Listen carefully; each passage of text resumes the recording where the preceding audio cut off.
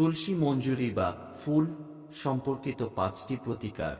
Number 1, জ্যোতিষীদের মতে তুলসী গাছে মঞ্জুরি আসা ঠিক নয়। মঞ্জুরির আগমনে নেতিবাচক শক্তি ঘরে বাস করতে পারে, এতে আর্থিক ক্ষতির আশঙ্কাও বেড়ে যায়। কিন্তু মঞ্জুরি আগমন প্রকৃতির নিয়ম, তাই এটি সম্পর্কিত কিছু ব্যবস্থা গ্রহণ করা আবশ্যক। এটি এড়াতে সময় সময় তুলসী মঞ্জুরি তুলে ফেলতে হবে। এরপরে আপনি এই মঞ্জুরি ভগবান বিষ্ণুকে নিবেদন করতে পারেন।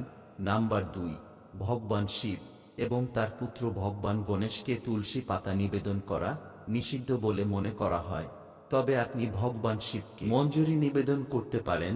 ভগবান শিবকে তুলসী মঞ্জুরি নিবেদন করলে পারিবারিক সুখ লাভ হয়। তাছাড়া যদি কোনো ব্যক্তির জীবনে প্রেমের অভাব হয় বা বিবাহের বাধা আসে, তাহলে দুধে মঞ্জুরি মিশিয়ে ভগবান শিবের অভিষেক করা উচিত। নাম্বার 3, দেবী লক্ষ্মীর পায়ে তুলসী মঞ্জুরি নিবেদন করলে আমাদের মধ্যে সুখ ও সমৃদ্ধি আসে। এছাড়া জীবনে আসা ঝামেলা থেকে মুক্তি পাওয়া যায়।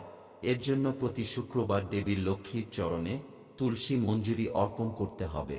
এটি করলে আপনার সমস্ত ইচ্ছা পূরণ হবে। নাম্বার 4, গঙ্গা জলে মঞ্জুরি মিশিয়ে দিন। তুলসী গাছে মঞ্জুরি এলে উপেক্ষা করা ঠিক নয়। এতে করে আপনি আর্থিক সমস্যায় পড়তে পারেন, ঘরে নেতিবাচক শক্তিও বাড়তে পারে। তবে ঘর থেকে নেতিবাচক শক্তি দূর করতে তুলসী মঞ্জুরি খুবই উপকারী। এমন অবস্থায় যে কোনো শুভ দিন গঙ্গা জলে ডুবিয়ে রাখুন তুলসী মঞ্জুরি এবং সপ্তাহে 2 দিন ঘরে ছিটিয়ে দিন।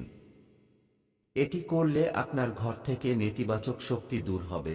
নাম্বার 5, তুলসী গাছের মঞ্জুরি দেখা দিলে যে কোনো একটি প্রতিকার অবশ্যই করতে হবে। এটি জীবনে ঝামেলা থেকে মুক্তি দিতে পারে। এর জন্য তুলসী মঞ্জুরি একটি লাল কাপড়ে বেঁধে আপনার বাড়ির সেই জায়গায় রাখুন যেখানে আপনি টাকা পয়সা রাখেন। এতে করে আপনার ঘরে দেবী লক্ষ্মীর অধিবাস হবে। এছাড়াও আপনার অর্থের অভাব হবে না। বন্ধুরা, তথ্যটি ভালো লাগলে লাইক করে আমাদের চ্যানেল সাবস্ক্রাইব করে রাখুন এবং কমেন্টে লিখুন জয় জয় তুলসী মাতা।